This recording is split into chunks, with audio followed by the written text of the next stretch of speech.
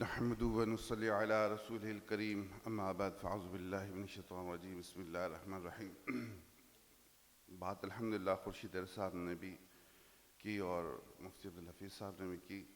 نظام کے متعلق کچھ عرض کروں.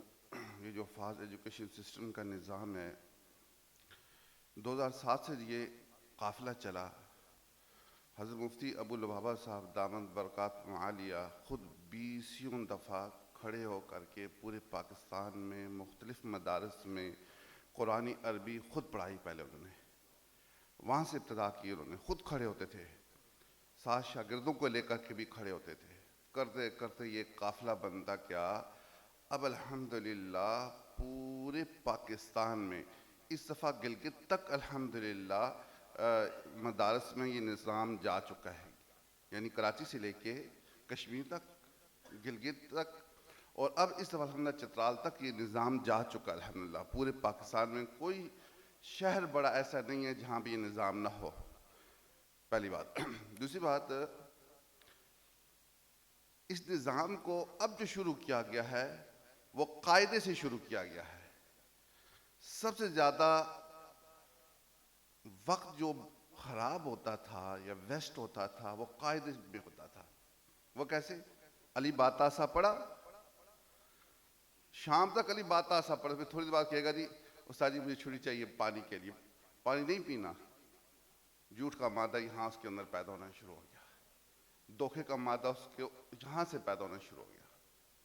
ہم نے اس کو غیر شعوری طور پہ اس کے اندر ایک برائی آنا شروع ہو گئی اور ایک دھوکہ دہی آنی شروع ہو گئی. وجہ ہماری غفلت.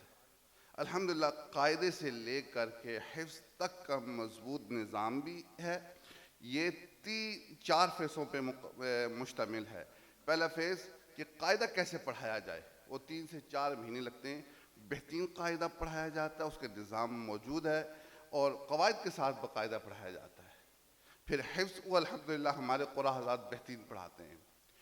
اور پھر اس کے بعد حفاظ ایجوکیشن سسٹم کے یہ 5 سال سکلز کی بنیاد پر پڑھائے جاتے ہیں. سکلز سے مراد فن کے حساب سے پڑھائے جاتے ہیں.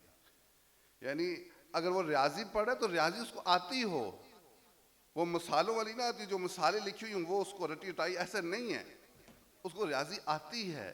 اس سے ہٹ کے جب اس سے سوال کریں گے تو وہ اس کا جواب دے گا. وہ فن آئے گا ریاضی کا، انگلش کا فن آئے گا اس کو، اردو کا فن آئے گا اس کو.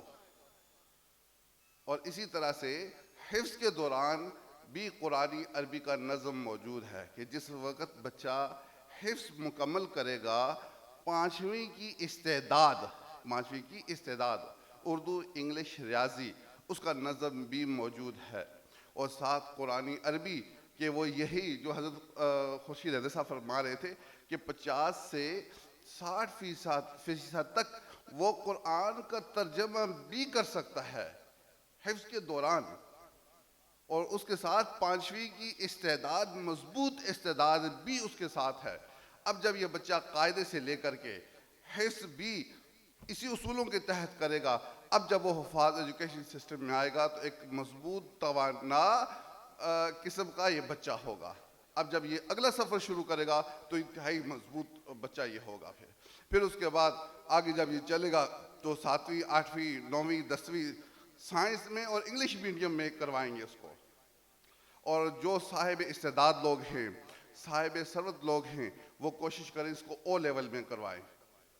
اور پھر اس کے بعد اگلا نظم جو اس کے بعد کا ہے اس کا تذکرہ بھی نہیں کیا کہ CSS اور ISSB کی بھی تیاری کروائی جاتی ہے. اس میں دورے تک کا نظم موجود ہے. تو اس لیے کیونکہ یہ سسٹم بہت وسیع ہے، وقت مختصر تھا، تو اس لیے پہلے والے اور بعد والی بات رہ گئی تھی تو وہ آپ سے میں نے عرض کر دی. باقی جو سوالات ہوں کچھ دیر ہم رکیں گے، انفرادی طور پہ بھی آپ سوالات کر سکتے ہیں. وآخر دعوانا ان الحمدللہ رب العالمین.